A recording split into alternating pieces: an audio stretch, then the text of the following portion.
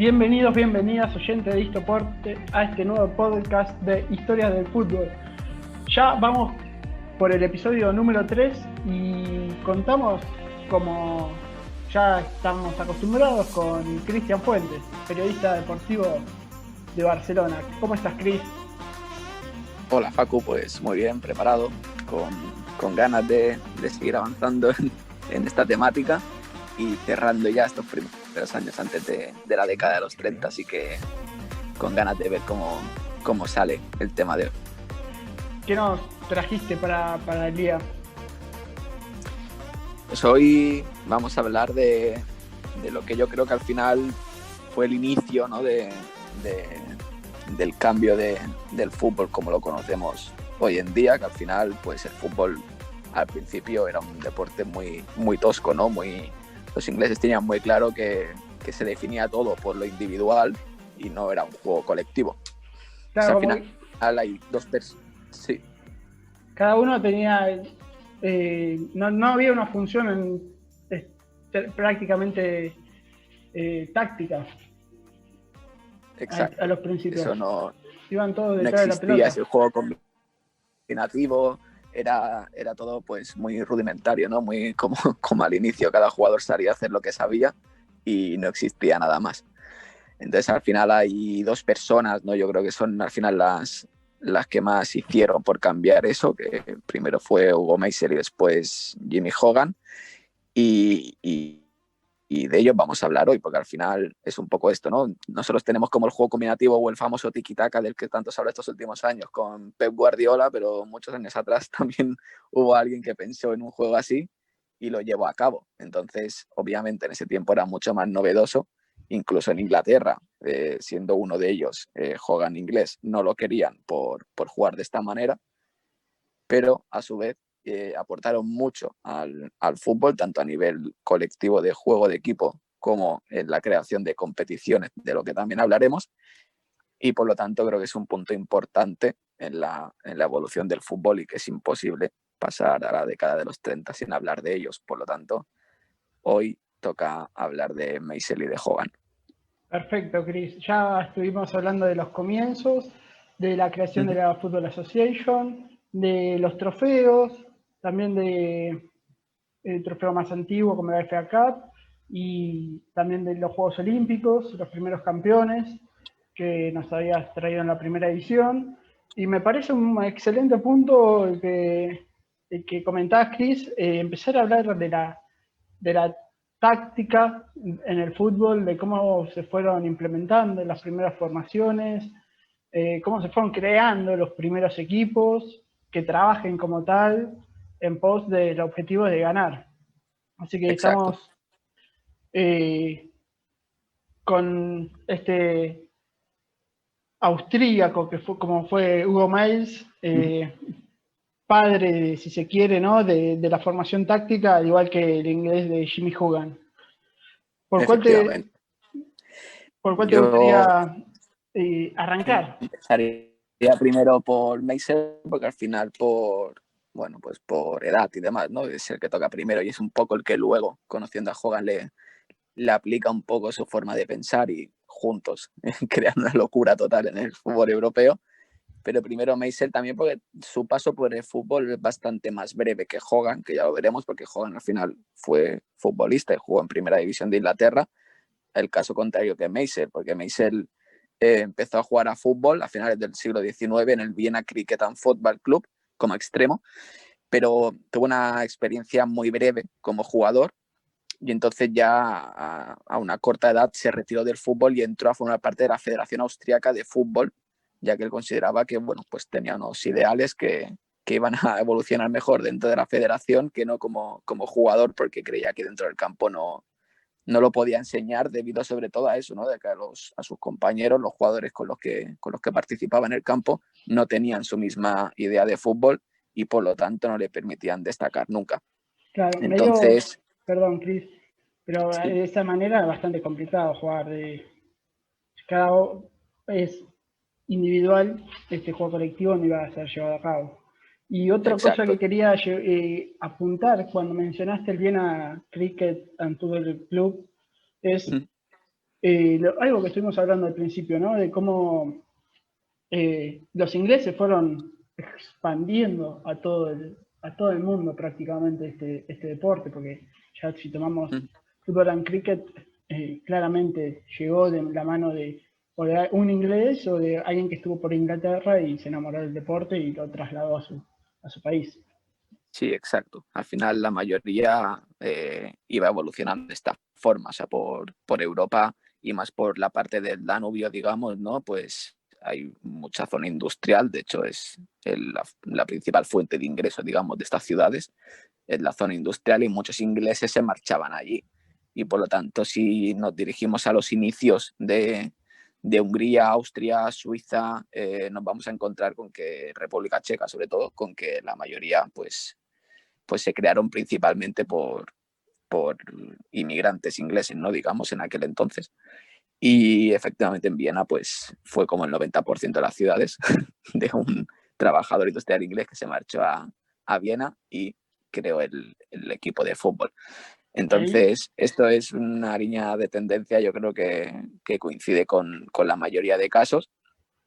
Y ahí en Viena, pues es donde Meisel empezaría a jugar, ¿no? Como estábamos diciendo. claro. ¿Y cómo fue eso de, bueno, tuvo que haber hablado con sus compañeros para llevar a cabo un juego más colectivo? ¿Cómo fue ese juego que fue desarrollando? Claro, era la hora de estar como jugador, que solo estuvo 3 años como extremo en el Viena Cricket and Football. Pasaba una cosa que él, yo creo que era un poco adelantado a sus tiempos, ¿no? Se tenía una forma de pensar que fácilmente encontramos ahora, pero hablando de que estamos hablando de 1905, cuando jugaba en el Viena.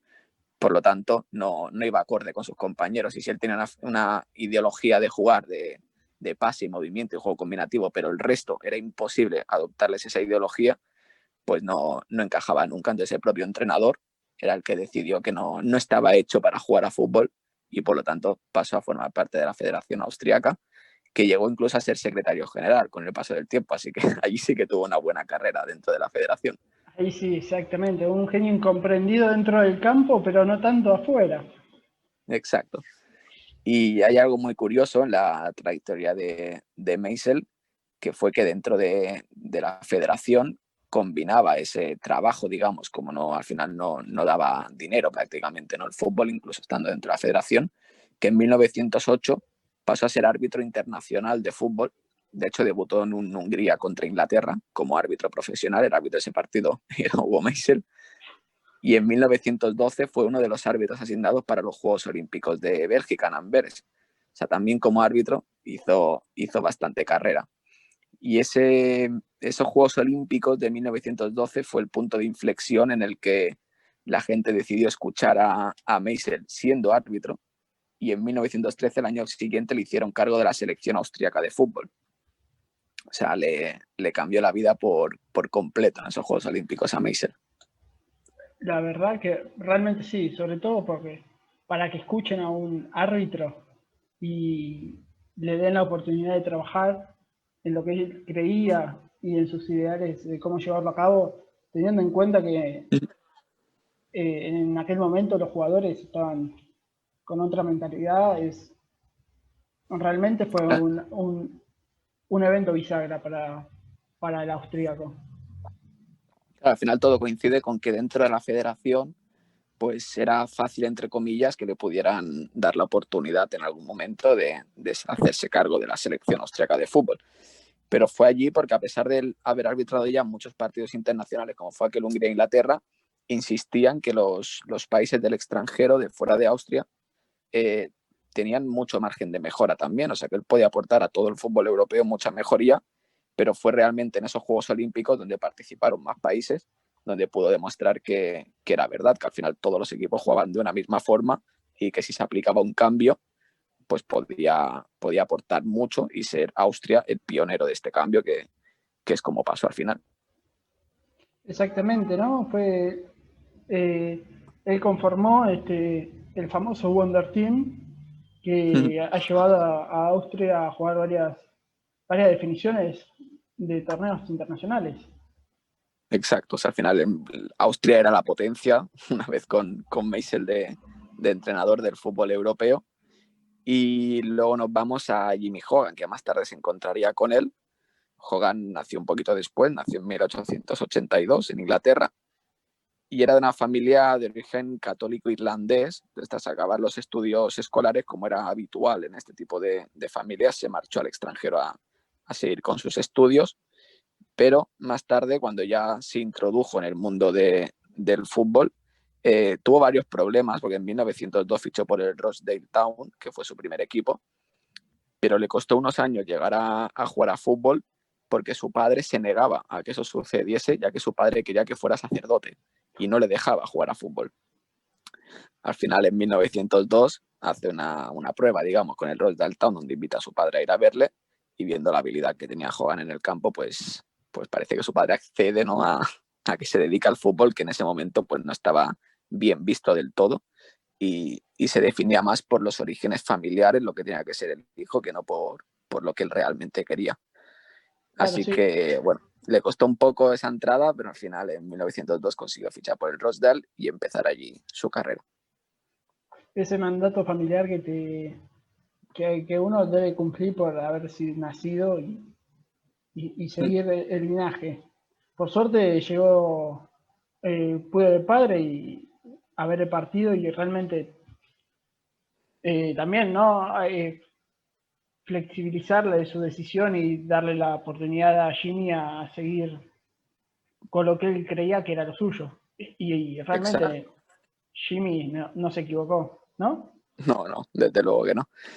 Y de hecho ahí en Rochdale, en su primer equipo, solo estuvo media temporada, ya de finales de 1902 a inicios de 1903, donde ya el Barley, que era un equipo mucho más importante, le fichó y Ahí, empezó allí a jugar.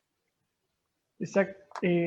Claro, el Barling que estuvimos hablando la otra vez, que fue el primer equipo que se le habían robado las medallas. O sea, no Exacto. fue por haber salido campeón de la FA Cup, no fue un equipo, en aquel momento no es que lo contrató un equipo medio pelo a Jimmy, No, sino exacto. Por eso me refiero uno, que en solo 6 meses ya se dieron cuenta de la calidad, ¿no?, de Hogan, y se marchó al Barley.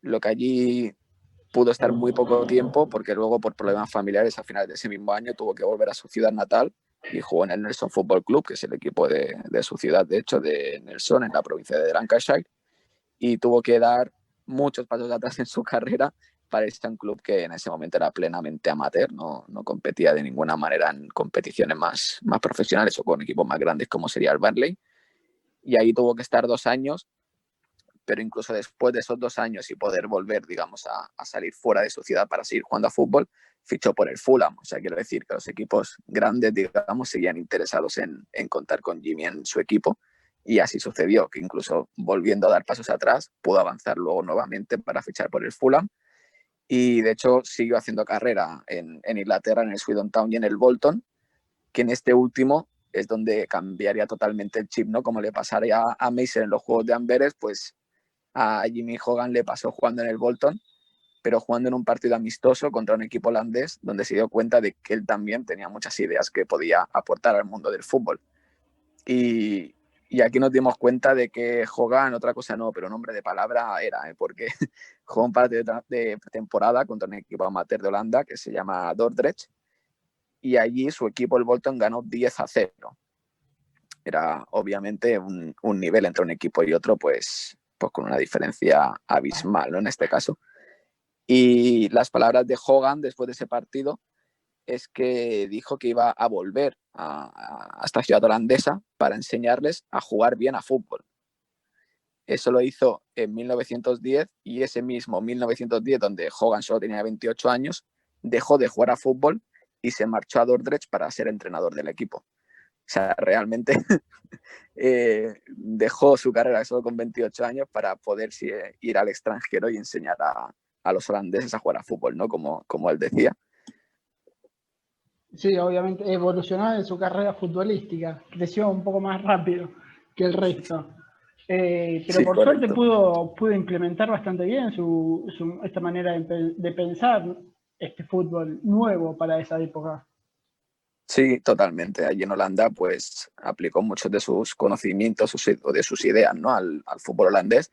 De hecho, en su primer año en Dordrecht ya le nombraron seleccionador nacional también de Holanda. Por lo tanto, estaba claro que al final la gente se dio cuenta de que Hogan y Meisel tenían mucho que aportar al fútbol, que tardaron en darse cuenta, pero que al final lo hicieron.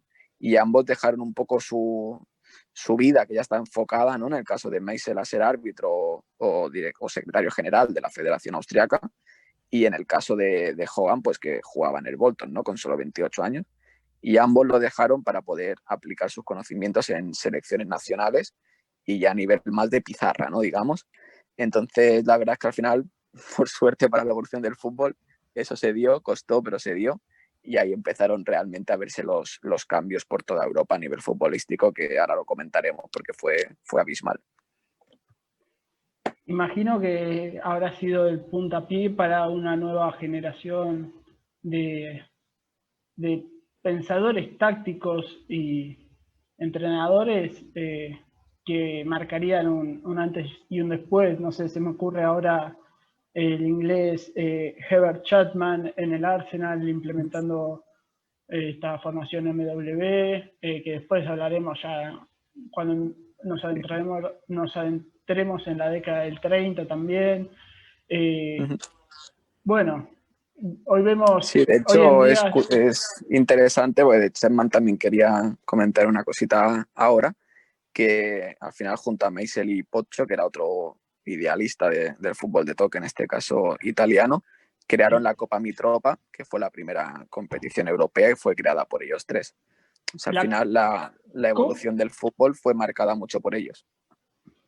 bien, la Copa Mitrova, entre Mitropa, la Copa Mitropa, Mitropa, que sería la primera competición europea antes de la Copa de Europa, se jugó este torneo que de hecho se dejó de jugar hace poco, o sea, se dejó de jugar en el 92. Fue un torneo que al final sí que es verdad que jugaban principalmente los equipos de Europa del Este, digamos, ¿no? O de la parte del Danubio, equipos checos, austriacos de esta zona, pero que luego incluiría también equipos italianos. De hecho, hay equipos italianos como el Milan o el Inter, conocidos por todo el mundo, que ganaron esta competición en el 82 y el 83, y en el 92 se dejó de jugar, pero fue la competición que marcó ese inicio de competiciones europeas en el mundo del fútbol.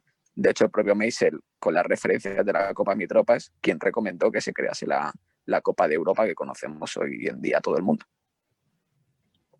o sea, realmente podríamos catalogarlos como los padres, los pioneros del fútbol europeo, con Exacto. toda esta información que nos estás contando, Chris. Sí, Y entonces Chapman al final también fue uno de ellos, por lo tanto bien que lo hayas nombrado, porque fue uno de los que creó esa primera Copa Mitropa en 1927 también. bien, sí, y con sobre todo Gómez, con el técnico italiano que habías nombrado, que no recuerdo ahora el nombre, eh, Ocho.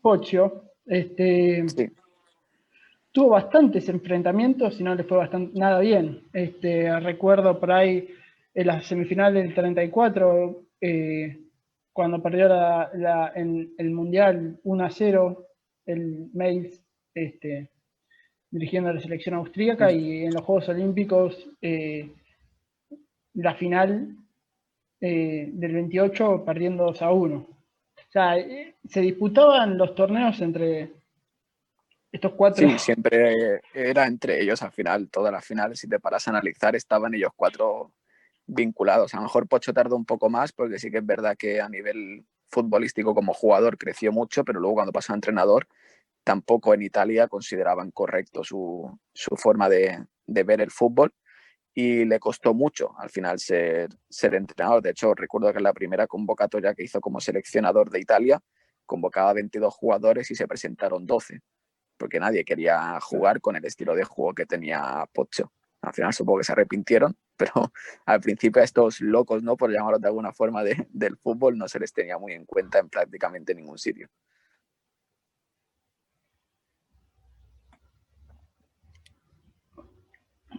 Sí, bueno, lo que pasa es difícil instalar, digamos, ideas nuevas en este en el fútbol, digamos, imagínate ahora que ya debe estar todo inventado, pero en aquel entonces a los que llevaban las ideas novedosas también eran vistos con otros ojos. Exacto. Al final eran otros tiempos, todo se iba más a una ideología muy cerrada y la gente, incluso los jugadores, pues no estaban abiertos a ideas nuevas y menos si se hablaba de un juego combinativo. Al final, por toda Europa y supongo que por el resto del mundo igual, cuando se llevaba al fútbol, se llevaba como un deporte colectivo, pues jugaba en equipo, pero donde cada uno por sus cualidades individuales era lo que tenía que demostrar en el campo y no existía el hecho de jugar más de 2 minutos tocando el balón entre un equipo. Y eso es un poco por lo que al final, gracias a ellos, fue cambiando. Y luego a nivel de clubes, ¿no? Porque hablábamos de que ambos empezaron a dirigir selecciones nacionales, un poco al contrario, ¿no? De lo que pasa hoy en día, que normalmente primero entrenas a un equipo y luego pasas a la selección. Allí o se iban combinando o bien pasaban primero a selección y luego a clubs. Pero es que al final, si te basas en números, por ejemplo, Jimmy Hogan, que entrenó al MTK de Budapest, era un equipo que ya de por sí en esta zona europea era bastante odiado porque era un equipo predominantemente judío, digamos, entonces no estaba muy bien visto en según qué competiciones y ganó 10 títulos consecutivos con ellos entre el año 1914 y el 25. Entonces, al final, a nivel de clubes, digamos, se hizo famosa esa habilidad del pase corto y el juego en equipo gracias a estos años de imbatibilidad absoluta en Hungría de la mano de Hogan en el Budapest. Exactamente. Sí, es que es increíble. Bueno, que a pesar de todo no bajaron los brazos y siguieron con sus ideas eh, en vilo, digamos, para poder concretarlas. Y qué bueno que lo hicieron porque si no, por ahí no conoceríamos lo que sería el fútbol hoy. El fútbol Exacto. como hoy No sabemos lo conocemos. cuándo habría evolucionado, seguramente habría tardado bastante más, pero al final, o Exacto. sea, a nivel de números ya es obvio que este estilo funcionaba, porque si te pasas, la selección al final juega muy pocos partidos al año, incluso menos de los que se juegan ahora, que ya no suelen ser muchos. Entonces Hogan decide dar una vuelta de tuerca e irse a entrenar a un equipo, en este caso de Hungría, como fue el MTK de Budapest, y ya nada más llegar, entre 1914 y 1925, en 11 años, gana 10 títulos. Entonces da a entender que ese sistema funciona. Incluso en medio de esos años de éxito, digamos, de Hogan en Budapest, en el 1920 Austria decide convertir el fútbol en un deporte profesional. O sea, después de Gran Bretaña fue el primer país en hacerlo, digamos, y todo gracias a que sabían que tenían ahí una figura que le estaba dando a entender de que esto tenía que ser así. Y si no fuera por estos números obvios de éxito, pues seguramente esta profesionalización en muchos países habría tardado mucho más. Un poco más exactamente de lo que se dio hoy en día. Así que gracias al señor Mails, no es casualidad que hasta la década del 50 grandes potencias hayan sido de Europa del Este, teniendo en cuenta la historia que nos trae Chris de quiénes eran los que llevaban tácticamente a estos equipos o quiénes jugaban domingo tras domingo, obligaba también a sus rivales a pensar de alguna manera para, para jugar mejor, unas tácticas nuevas. Eh, y, y, no fue casualidad, imagino, que estos equipos, tanto Hungría como Austria, en aquel entonces hayan sido grandes potencias que hoy están prácticamente pinchadas. Hoy ya no. Claro, Si exacto. querés, Al final son selecciones que parece mentira que fueran tan dominantes en esta época, ¿no? En la década de los 20 o de los 30 dominaron absolutamente el fútbol. Y que más al final por el juego que no por resultados, ¿no? Porque al final por X motivos, si te paras a mirar las estadísticas de resultados o de competiciones que ganaron, tampoco parece que hayan dominado tan abundantemente, pero al final por juego la revolución total la llevaron ellos, que además Meisel y Hogan coinciden un poco por casualidad, porque en un partido que entrenaba la Austria de Meisel contra Hungría, donde también estaba presente Hogan en aquel partido, Se empata a 1 ese partido, lo cual fue una sorpresa porque al final Austria pues era el equipo más poderoso, digamos, ¿no? Pero Meisel se encuentra con que Hogan ha aplicado en los húngaros un estilo de juego muy parecido al suyo, ya que el partido entre ambas selecciones, puramente casual, es lo que hizo que Hogan y Meisel se unieran y decidieran, bueno, pues todo lo que vino después, ¿no? Como el Wonder Team. O sea, al final coincidieron dos genios que tenían ideas muy similares y decidieron, pues, crear y evolucionar el fútbol a su manera, que obviamente, pues, después funcionaría bastante bien. Por suerte ese partido los reencontró a ellos y nos reencontró a nosotros también, los amantes del fútbol, la técnica, la táctica y los planteamientos, los diferentes planteamientos de los equipos, cómo se paran, que por ahí para muchos no tiene relevancia a la hora de presentarse un partido, porque en definitiva son 11 los que juegan.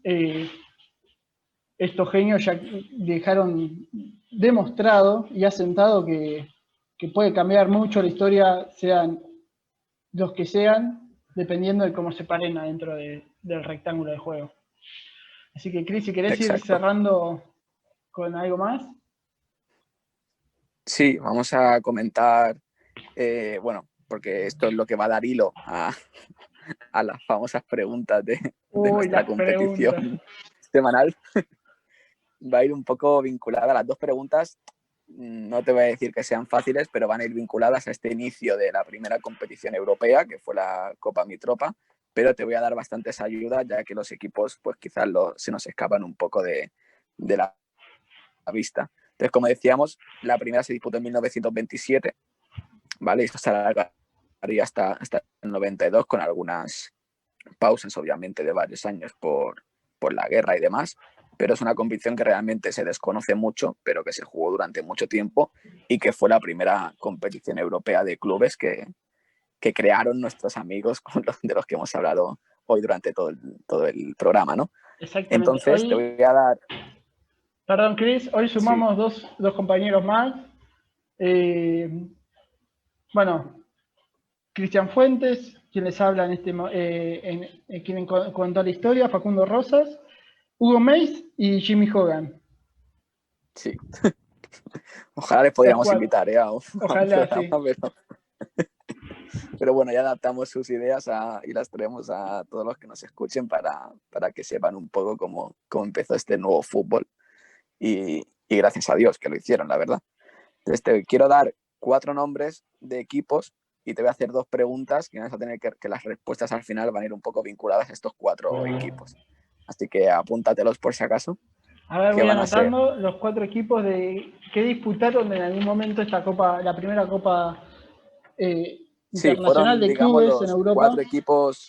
los 4 equipos más populares en la época o que más éxitos tuvieron en esta competición, y que te voy a hacer 2 preguntas en las cuales la respuesta van a ser pues de una a un equipo y de la otra al otro, pero siempre 2 equipos dentro de los 4 que te voy a decir. Ok, muy De los preparado. equipos que te quiero nombrar van a ser el Sparta de Praga, por un lado. Sparta de Praga. Bien. ¿Vale? Aquí sabemos todos, un equipo checo que a día de hoy sigue compitiendo normalmente en competiciones europeas. Luego otro Exacto. que suele hacerlo es el Rapid de Viena, que va a ser el segundo equipo que te quiero nombrar. Bien. Que han tenido sus grandes épocas también en el fútbol Sí, sí, desde europeo. luego. En el fútbol europeo han sido grandes del fútbol europeo. Luego te voy a nombrar 2 equipos de Hungría, que fue un poco donde también llevaron nuestros amigos su ideología y que, por supuesto, eso luego se vio reflejado en las competiciones europeas, que uno es un equipo más desconocido ya a día de hoy, que es el Újpest, que era un equipo de Hungría, de Budapest, de la capital.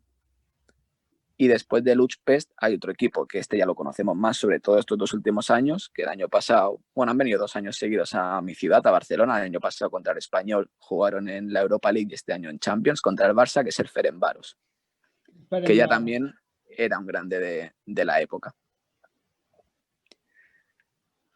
También Y ahora te voy a entiendo. lanzar 2 preguntas en base a estos 4 equipos. Bien.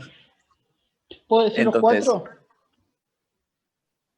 no. Ok, En una tienes que decir uno y en la otra tienes que decir otro. perfecto. Bueno, para que No hay jueguen también multirespuesta. nuestros oyentes mientras nos escuchan, ahí van las preguntas. Sí, la primera va a ser que obviamente si pensamos quién fue el primer campeón de Europa, todos nos vamos al año 55 y al Real Madrid en la Copa de Europa, pero ahora que todo el mundo sabe que antes hubo un campeón continental, que fue en la Copa Mitropa, quiero que me digas de estos 4 equipos quién fue el que ganó esa primera competición y por lo tanto quién fue en realidad el primer campeón de Europa. Uf, uf.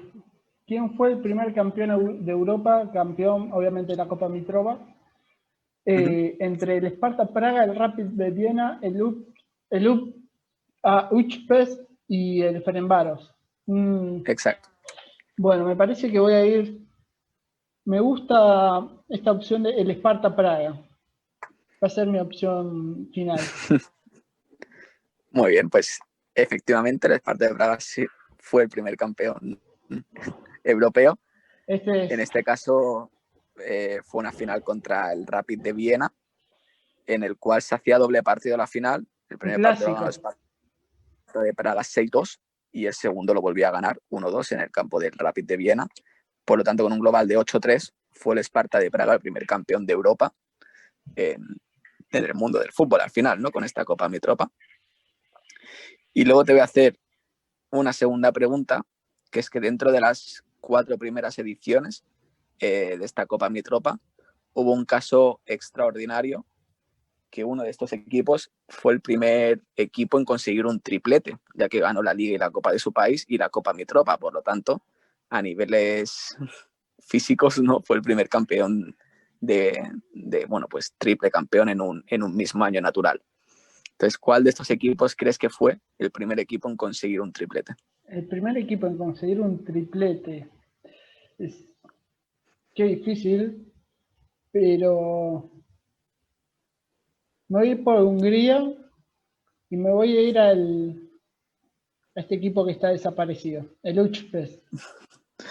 En este caso, el primer triplete se hizo al año siguiente, en 1928, y lo hizo el Ferencváros. En este caso has acertado de país, pero no de equipo. Palo y afuera, la Y, pelota. y además fue el resultado global, ¿no?, de esta competición con final a doble partido más abultado. Entonces, Mira, en el primer partido el Ferencváros aplastó al Rapid de Viena, que también fue el finalista ese año, por 7-1. Y en el partido de vuelta lo ganó 3-5. Por lo tanto, fue un resultado bastante amplio y el Ferencváros aprendiendo, ¿no?, de la ideología de Meisel y compañía, pues en 1928 se consagró campeón de Europa, campeón de la Liga de Hungría y campeón de la Copa de Hungría. Por lo tanto, fue el primer equipo en Europa en conseguir un un triplete. triple. Lo que muchos ansían y lo que no se le dio a Flick, el técnico, bueno, sí se le dio al técnico del Bayern Múnich, pero no por eso terminó ganando esta semana, ¿no? Lo que fue el premio al mejor entrenador. Eh, Exacto. Al Así final, en que, esta competición es curiosa y os animo a todos a investigar un poco sobre ella, porque si te paras a mirar los equipos, ¿no?, que llegaban a las finales o que campeonaban y los resultados, son bastante curiosos de investigar. De hecho, a partir del 1932 ya empezaron los equipos italianos a participar también, que de hecho ya el primer año lo ganó un equipo italiano, que fue el Bolonia, y realmente los equipos que lideraban esta competición son bastante curiosos, ¿no? Nos encontramos muchas finales en las que el Austria-Viena, por ejemplo, ganaba al Inter de Milán o el Ferencváros goleaba al Lazio, cosas que a día de hoy prácticamente son impensables y que durante la historia de esta competición se dieron, y os animo a todos a investigar un poco porque es bastante curiosa, la verdad. exactamente, sí. Bueno, estas competencias investigan a conocer un poco más lo que fue el pasado del fútbol y entender cuál fue el quiebre y qué es lo que pasó para vivirlo el fútbol de hoy en día también, ¿no? Bueno, Exacto. Chris, gracias por traernos a Hugo Mails y a Jimmy Hogan, nuestros nuevos amigos de la sección Historia del Fútbol. Agradecerte por estar con nosotros una vez más y mandarte un saludo grande. Bueno, muchas gracias a ti y a todos los que nos escuchan, ya lo sabéis, así que nada, la semana que viene venimos con más y espero que os haya gustado esta edición destinada al cambio de fútbol de Meiser y Hogan. Perfecto, Chris. Sí, esta nueva edición, bueno, como ya mencionó Cristian, nos trajo un poco el comienzo de la táctica en el juego del fútbol, como para empezar a escarbar las primeras disposiciones en el campo de juego, conocer los las primeras ideologías que se dieron en el fútbol y que para comprender también que hoy algo que puede que parezca novedoso en algún momento ya fue implementado. Así que esto fue Histoporte con Cristian Fuentes en Historia del Fútbol. Nos vemos la próxima.